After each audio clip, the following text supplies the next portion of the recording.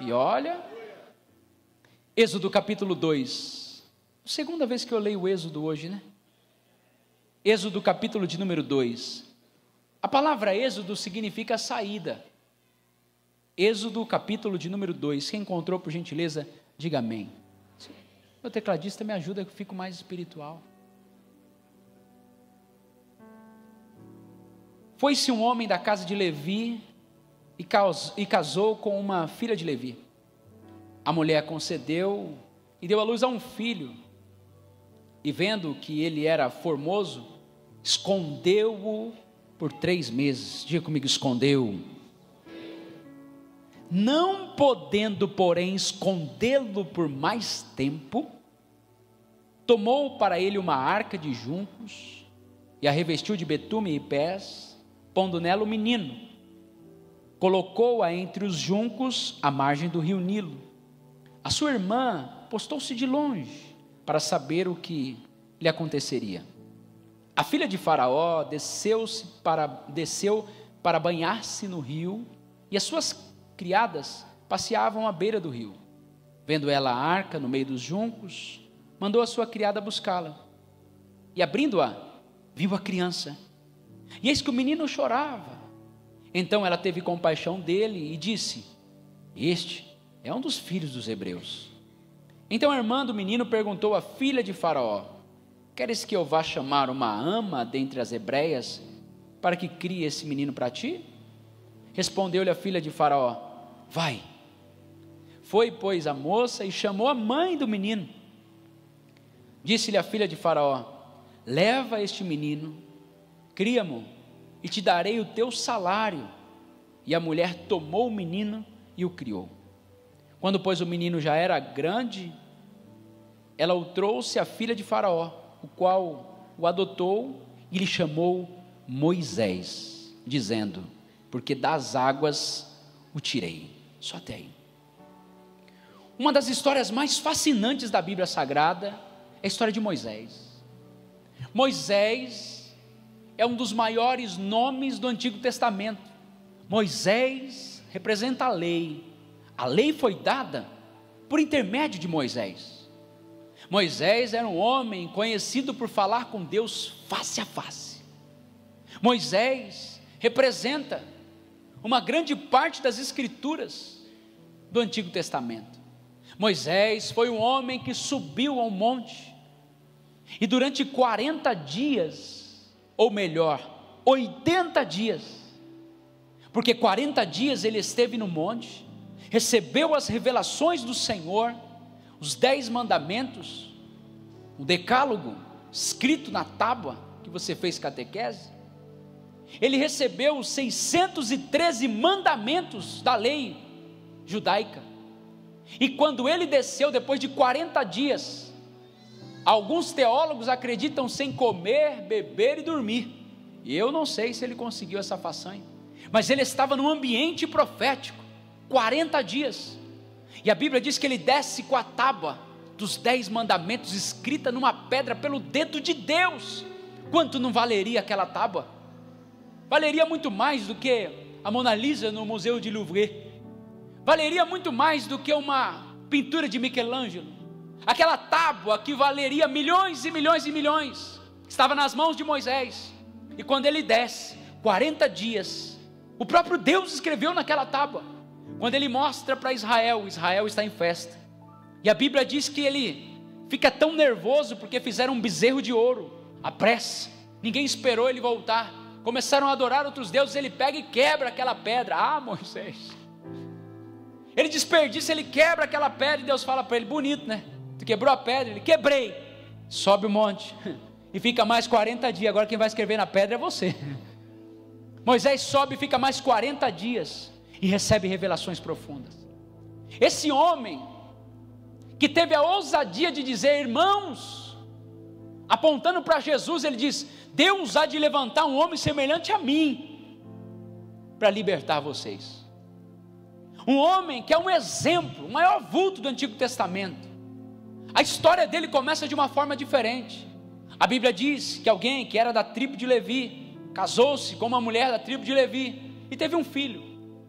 O porém é que naquela época, o diabo ouviu as profecias, e o diabo sabia que Deus levantaria um homem como libertador. O diabo, ele conhece as profecias, mas ele não sabe o próximo passo de Deus. O diabo sabe o que Deus tem a seu respeito, mas o diabo não sabe o que Deus vai fazer e como Ele vai fazer na sua vida. O diabo sabe que você tem uma promessa, mas ele não sabe como Deus vai cumprir essa promessa.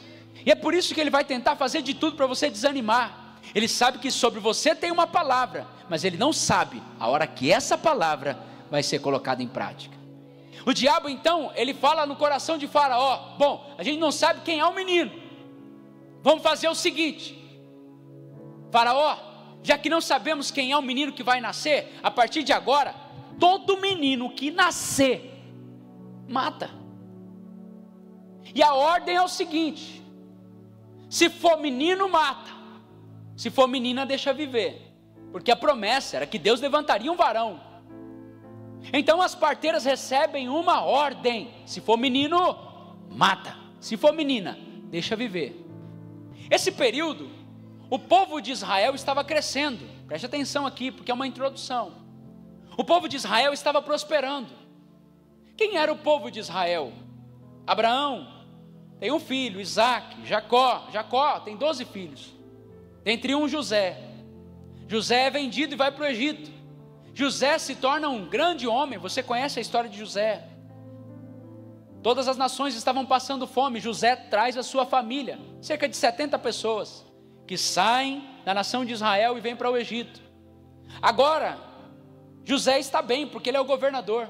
Mas a Bíblia começa em Êxodo dizendo assim: porém, levantou-se um outro rei que não conhecia José, e começou a afligir aquela família, que era 70, se tornou em milhões, milhares. Israel agora está nas mãos de Faraó.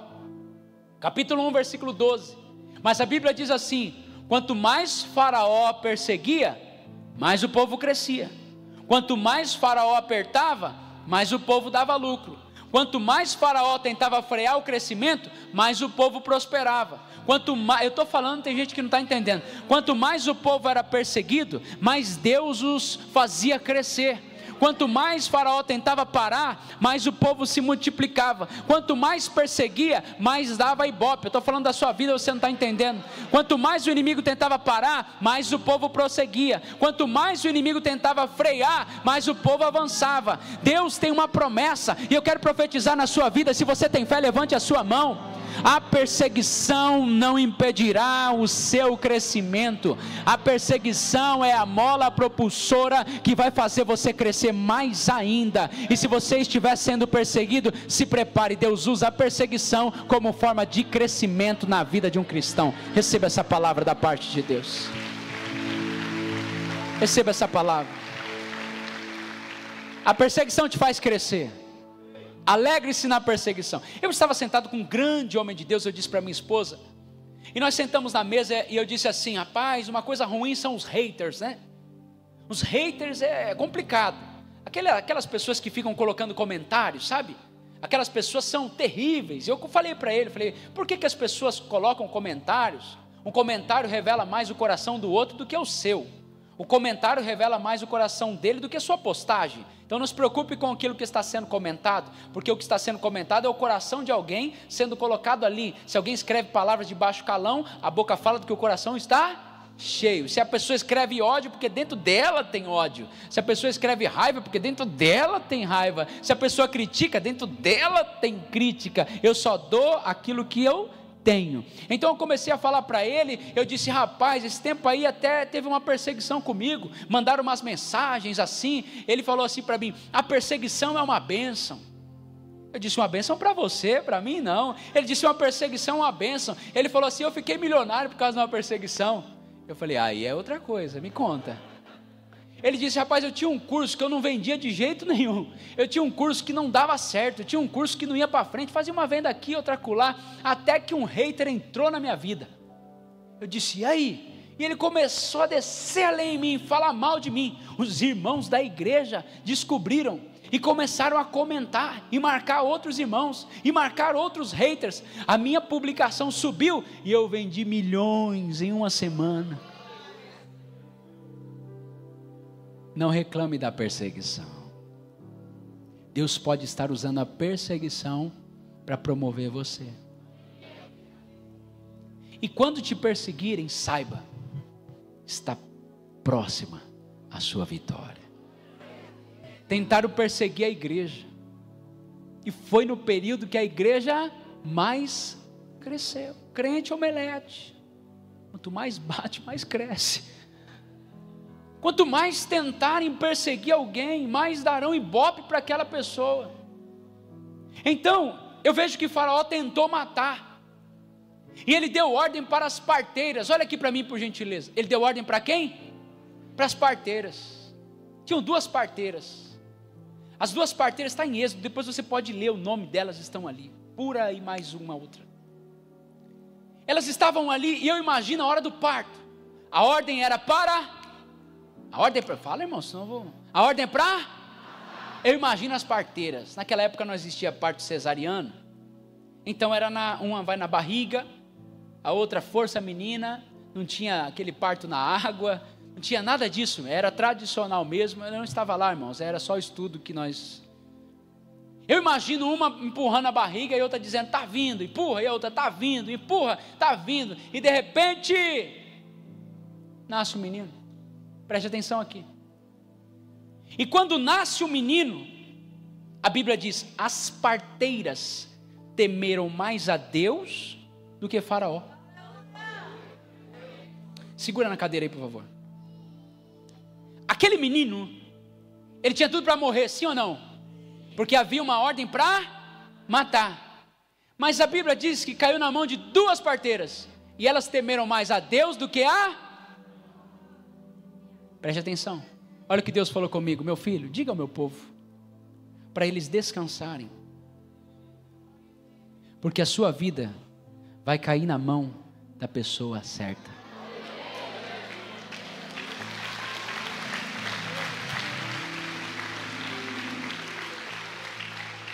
Estou com um problema, pastor, uma causa na justiça, eu vou pegar um juiz. A sua vida vai cair nas mãos da pessoa certa. Mas é contra, é de outro lado, não acredita nos meus princípios, não gosta de mim. Não. A sua vida vai cair nas mãos da pessoa certa. Você vai, receba essa palavra, diga eu creio. Você vai chegar em ambientes, como eu cheguei para fazer uma escritura, não pode, quando eu cheguei na frente de uma pessoa, oi pastor, eu falei oi, o que leva 6 meses vai levar 2 horas, você crê nessa palavra? Você crê nessa palavra? Eu estou pregando para quem crê, a sua vida vai cair na mão da pessoa certa. E não precisa ficar com medo, porque vai temer mais a Deus do que aos homens. A sua vida vai cair na mão da pessoa certa. Dê um aplauso mais forte a Jesus.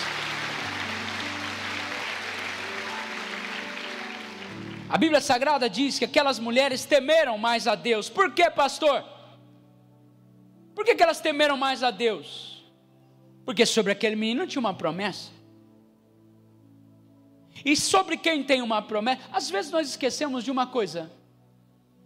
Você se esquece que você tem uma promessa. Eu falei com uma pastora lá do Rio Grande do Sul. Eu tenho recebido muitas e muitas mensagens dos irmãos de lá. Até agora nós enviamos mais de 30 toneladas. Vocês enviaram para lá. E nós vamos continuar enviando. Amém? Vamos continuar enviando. Segunda-feira, se Deus quiser, sai mais 30. E nós vamos enviar muita coisa para lá. E eu falei com uma pastora, a pastora falando comigo num vídeo chamada, um pastor que estava junto comigo, colocou a pastora, olha, essa pastora perdeu a casa, essa pastora perdeu a empresa, essa pastora perdeu tudo. Eu olhei para ela, eu disse, olha para mim pastora, ela olhou na câmera, e eu disse assim, querida, posso te falar uma coisa? Ela, sim, não se esqueça, você tem uma promessa. E ela fez assim, você tem uma promessa. Pastor, estou passando por uma enfermidade. Não se esqueça, você tem uma promessa. Pastor, estou quase sendo mandado embora. Não se esqueça, você tem uma promessa. Posso contar um testemunho para você? Tem nome. Um dos grandes atletas aqui do sul do Brasil chamava-se Milton Doó. Eu encontrei com ele em Portugal. E eu fui para um encontro de atletas de Cristo em Foz do Iguaçu. Ao chegar lá, tivemos cultos e mais cultos e mais cultos. E de repente, após uma partida ali de ex-atletas e etc., com atletas, para descontrair, quando acabou, ele começou a ter dores nos olhos e os olhos encheram de derrame. Ele estava tendo um AVC e ele estava morrendo. E ele chegou para mim, eu não consigo, ele perdeu a visão. Ele sentou ao meu lado, ele disse: eu não consigo mais enxergar nada. Eu falei: você não está enxergando, mas me ouça. Você tem uma promessa. Ele foi para o hospital, e colocaram no grupo assim: gente, ora porque ele está mal. Ora porque a gente não sabe se ele vai voltar. Ora porque a gente não sabe o que vai acontecer. Começamos a orar. No dia seguinte ele apareceu lá. E a primeira pessoa que ele procurou foi eu. Ele veio para mim e disse assim: mano, quero te agradecer. Chama de Manão. Eu falei: agradecer por quê? Ele falou: cara, eu estava sentindo que eu ia morrer.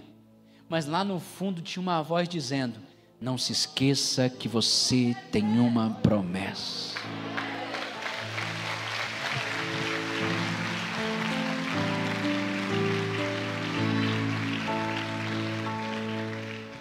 Vocês conhecem um testemunho da minha esposa, quando ela chegou quase morta no hospital, depois de tomar um choque, estava toda atrofiada, e quando ela chegou no corredor do hospital, eu coloquei a mão no coração dela, eu disse: agora, espírito de morte, bata em retirada, ela não pode morrer agora, ela ainda tem uma promessa. Você tem uma promessa, irmão. Você está triste, mas você tem uma promessa. Você pode estar doente, mas você tem uma promessa. Você pode estar sem dinheiro, mas você tem uma promessa. Você não pode estar muito bem hoje, mas você tem uma promessa. Seus filhos podem estar longe, mas você tem uma promessa: eu e a minha casa serviremos ao Senhor. Eu posso estar endividado hoje, mas eu tenho uma promessa: Deus me colocará por cabeça e não por cauda. Posso estar sendo envergonhado hoje, mas eu nunca vi um justo desamparado, nem a sua descendência mendigar o pão. Pode estar sendo difícil hoje, mas sobre mim existe uma promessa. Você tem uma promessa. A Bíblia Sagrada nos diz que as parteiras temem a Deus, e as parteiras pegam o menino, entregam para a mãe do menino, e dizem assim: olha, nós não podemos fazer isso. Irmãos, para você parece simples. Eu acredito que tem médicos aqui que podem me corrigir. A maioria, eu não vou dizer todas, a maioria das crianças nascem chorando. Sim ou não? Pode ser que uma ou outra tenha aí uma probabilidade. Eu não sou médico, não sou dessa área, mas o que nós conhecemos é que é um dos sinais, é isso, doutor? Um dos sinais vitais é o choro, né? Quando abre o pulmão. Eu não sei, pode ser que eu erre alguma coisa, mas é assim ou não é, doutor? A criança, quando nasce, ela chora. Essa não pode chorar. Por quê? Porque se chora... Alguém está me entendendo, sim ou não? O exército fora da casa. Como é que eles fizeram para abafar o menino? Eu não sei, meu irmão. Se colocaram uma toalha na boca do menino. Vocês estão entendendo a Bíblia comigo ou não? Elas pegam, eu não sei, mas eu acho que colocaram um paninho. Fica quieto, Moisés. Fica quieto. E entregaram para a mãe: se vira, porque agora é contigo. A Bíblia diz que durante 3 meses, quanto tempo? 3 meses, eu vou conjecturar, eu vou aqui exemplificar. O menino estava aqui, ó. E a mãe, eu acredito, não está na Bíblia, tá? Que a mãe ficava com o menino colado no peito, chorou. Não dava nem ela. Sim ou não, gente? Porque não pode chorar. Qualquer choro. Joquebede andava com o menino colado aqui, ó. Não dava nem tempo de beber, se afoga. Blá, blá, blá, blá, blá, blá, blá. Eu não sei como ela fez, mas a Bíblia diz que durante 3 meses o menino estava escondido. Aí vai começar a pregação. Está vivo, tem uma promessa, mas está escondido. Está vivo, foi preservado, mas está escondido. Não pode chorar, ninguém ouve, mas está vivo e está escondido. Alguém está sentindo essa presença de Deus aqui? Tem que ficar calado, tem que ficar escondido, mas está vivo. O primeiro tempo da vida de Moisés, está vivo, mas está escondido. Tem uma promessa, mas está escondido. É um libertador, mas está escondido.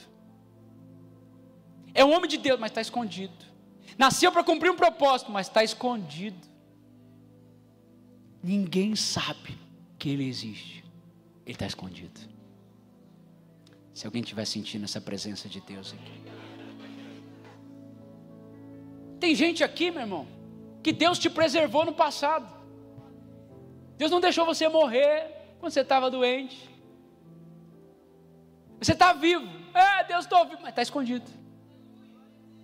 Você pegou Covid, não morreu. Era para morrer, mas você está escondido. Por quê, pastor? Porque você teve problemas no passado. Ainda não é a hora. É um tempo onde você está vivo, mas você está escondido. E está escondido, meu Deus, estou sentindo Deus. Pastor Fernando, estar escondido não significa estar morto. É bem diferente. Tem gente que pensa, eu estou morto. Não, você só está escondido. Ninguém está me vendo, ninguém está te vendo agora, porque não é tempo de te ver ainda. E você tem que chorar quieto e cala a boca, porque você está escondido. Ninguém te ouve, mas existe um Deus lá no céu dizendo calma. Só que há algo interessante. Há algo interessante aqui. Alguém está entendendo?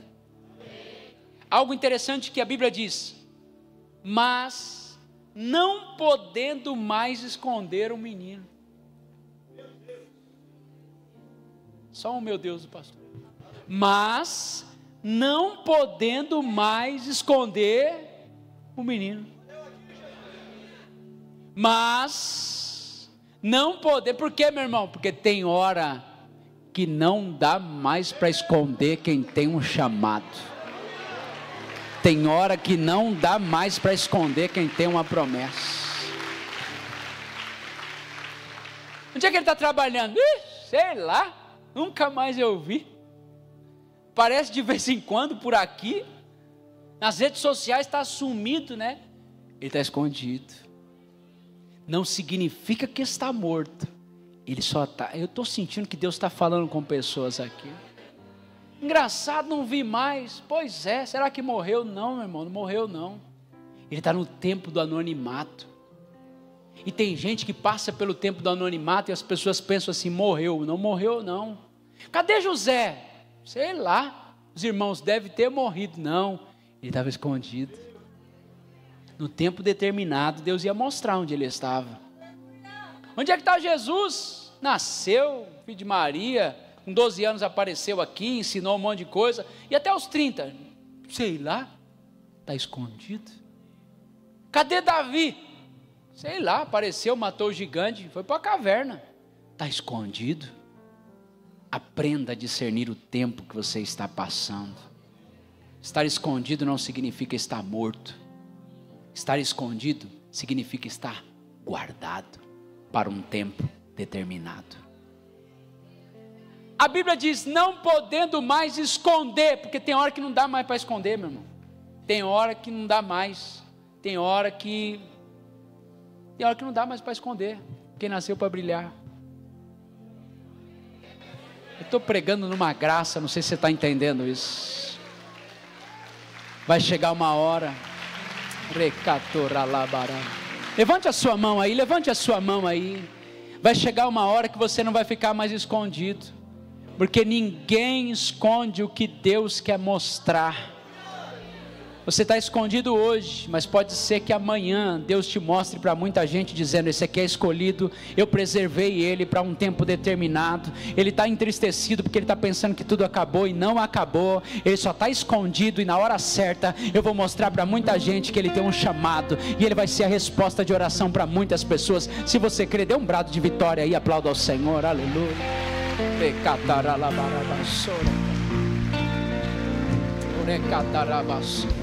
Escute, a Bíblia diz que a mãe pega o menino e não podendo mais esconder. Por quê? Porque agora ele tem voz. Antes não falava, mas agora tem voz. Agora o menino chora, não dá mais para esconder. O exército está passando lá fora com uma espada na mão, e se ouvir o grito de criança, vai entrar para ver e vai ver que é menino. Se for menino, o exército está lá fora e bate, pai, toda hora, ei, 1, 2, 1, 2, 1, 2, e se encontrar o menino, mata. A mãe fica desesperada: o que é que eu vou fazer? Já sei, vou colocar o menino dentro de um cestinho. Moisés, vou pegar um cestinho. Tem um cestinho aí? Consegue pegar um Moisés? Cadê? Ninguém tem um filho aqui para pegar um Moisés? Um cestinho? Pega esse cestinho que tem aí do lado, esse aí mesmo que está os microfones, traz ele aqui para mim. Isso, traz ele, tira tudo de cima. Vocês são 10. Segura para mim que você é pesado demais, rapaz. Meu Deus do céu. Segura aqui. A mãe constrói um cestinho. Betuma. Por quê, pastor? Porque para proteger eu não posso deixar nenhuma brecha.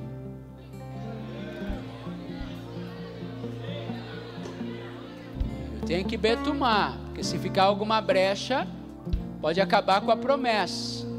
Porque para preservar a promessa eu tenho que ter betume. Eu tenho que gastar tempo tirando todas as brechas da minha vida.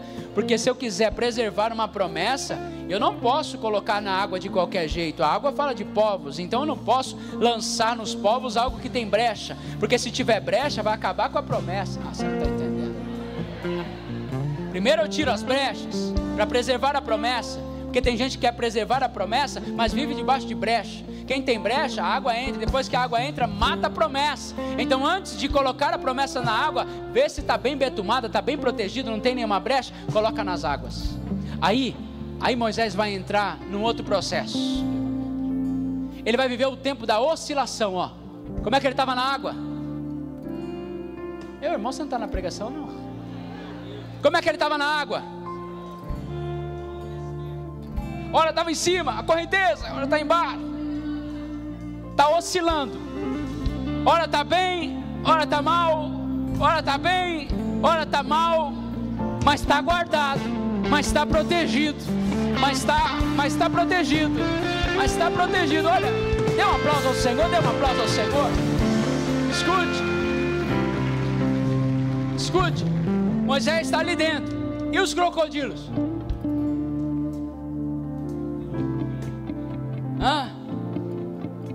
Deus manda na natureza para preservar uma promessa. Não se esqueça de Daniel, quando foi lançado na cova dos leões. Você acha que o leão não chega? Aleluia. E Deus, jejum de Daniel para vocês. Fecha a boca agora. E os crocodilos passando do lado, dando uma cheiradinha. Carne fresca. E o menino chora para lá. E ó, tem um tempo que você vai viver oscilações. Só que no período da oscilação, existe um Deus que está te protegendo. Nenhum mal te sucederá. Praga alguma chegará à sua tenda. Se você puder, levante a sua mão.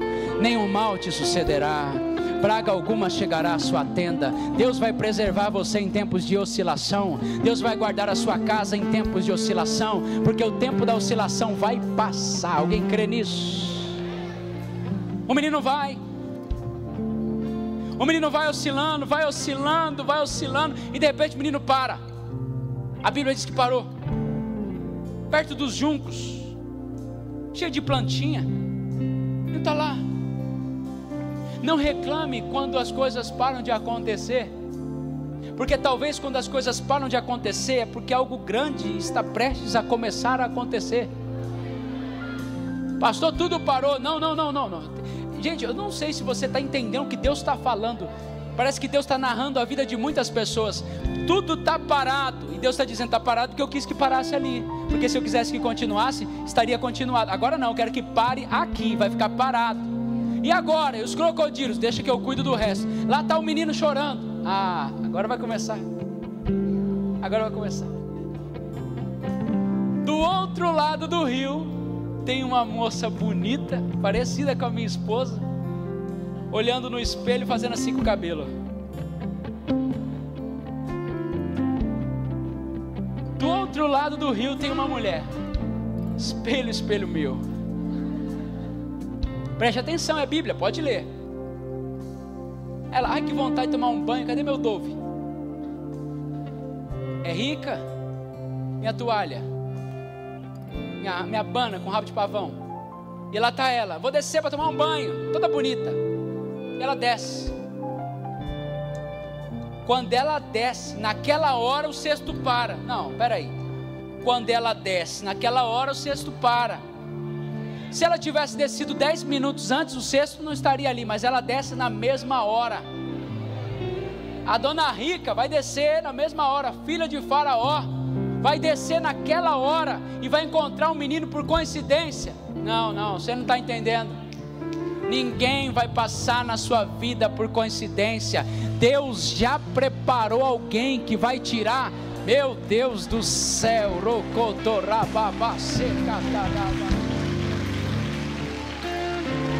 escuta isso. Deus já preparou alguém que vai acabar com a sua oscilação como instrumento de Deus. Deus já preparou alguém que vai ser um instrumento nas mãos dele, que vai te tirar dessa oscilação. Você crê nisso? Deus já colocou no coração de alguém, e não vai ser por coincidência o encontro. Não é por coincidência. Deus não trabalha com coincidência, é propósito divino. A dona bonita desce, toda chique para tomar um banho. Tudo que ela quer é tomar um banho. Tudo que Deus quer é tirar o menino daquela situação. De repente ela olha: uma criança. Aí ela diz: bom, ela entende que é um período que, se for menino, mata. Ela olha: deve ser dos hebreus. Preste atenção. Do outro lado é a irmã do menino. Pensa comigo. A mãe solta o Moisés no rio, o menino vai.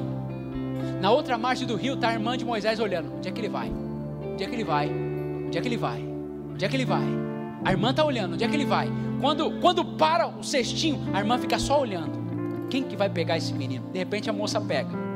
Quando ela chega perto, é dos hebreus. A menina já logo encosta.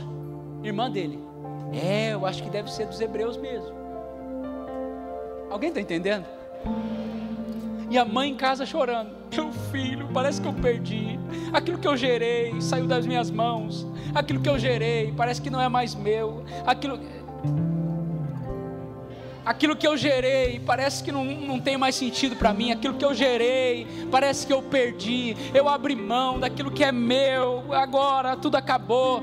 E do outro lado a mulher diz assim: ai meu Deus, isso aqui é dos hebreus, eu não posso ficar. E ela faz uma pergunta para a menina: menina, você conhece alguma hebreia que está amamentando? Não, se você tem que ler a Bíblia, para de ver novela, meu filho. Você tem que ler a Bíblia, para de ver séries. Por isso que eu não vejo séries, filme. Eu vou ler a Bíblia, tem nada melhor que a Bíblia. Aí ela: você conhece alguém que, desculpa, tem leite? Não empedrou? As mulheres sabem o que eu estou dizendo, os homens não sabem. Você conhece alguma mulher que tem leite ainda?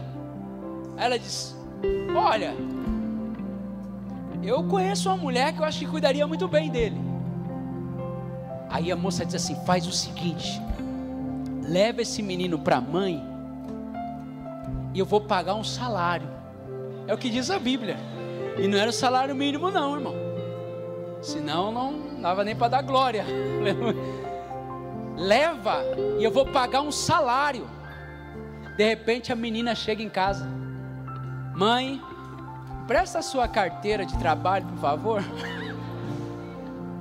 Você não está entendendo o que Deus está falando, não? E a mãe chega: o que aconteceu? O que aconteceu, mãe? Agora o que você gerou vai voltar para sua mão. Se você puder, levante a sua mão.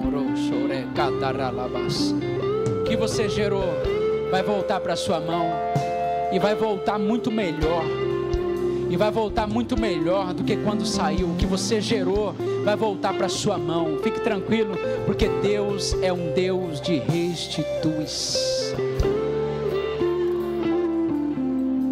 A palavra de Deus termina dizendo: a mãe cuidou do filho, a mãe desfrutou e ainda recebeu para isso. Por quê, pastor? Porque aquele menino precisava passar por uma etapa, algumas etapas, mas em todas as etapas Deus preservou a vida dele. Talvez você está aqui hoje, você está passando por algumas etapas. A etapa do anonimato, a etapa que você tem que chorar sozinho, a etapa que ninguém sabe que você existe, ou a etapa da oscilação. Tem hora que você vende, ganha dinheiro, mas tem hora que você, misericórdia, não tem nem para pagar nada, mas daqui a pouco entra um recurso, aí você diz: oh maravilha, vou viajar. Aí daqui a pouco você tira 2 fotos, posta, mas você está sem dinheiro para comprar outra coisa amanhã. E aí você vai vivendo assim, ó. Eu não sei qual é a etapa, ou a etapa que Deus já preparou alguém para te tirar da oscilação, mas eu sei de uma coisa: em todo tempo Deus tem cuidado de ti. Em todo tempo Ele tem guardado a sua vida. Deus falou muito comigo através dessa palavra. Talvez você chegou aqui com tantas indagações. Deus tem uma promessa na sua vida. Eu sei que é difícil estar vivo, mas sem voz. É difícil, porque quem está vivo quer falar. Eu sei que é difícil viver esse tempo, encontrar um equilíbrio, chorar sozinho, ninguém te nota, tempo do anonimato. É difícil. Você diz: eu tenho uma promessa, eu tenho uma promessa. Você quer viver aquela promessa, mas antes de desfrutar da promessa, você precisa aprender as etapas. E o que Deus quer fazer com você hoje é falar sobre isso. Calma, eu estou te preservando para um tempo determinado. Quando chega o tempo, ninguém consegue mais esconder o menino. Estou sentindo Deus aqui nesse lugar. Descansa o seu coração. O mesmo Deus que guardou Moisés, que fechou a boca do crocodilo, que tirou ele da oscilação, está aqui também para cuidar de você. Feche os seus olhos por um momento, a presença de Deus está aqui.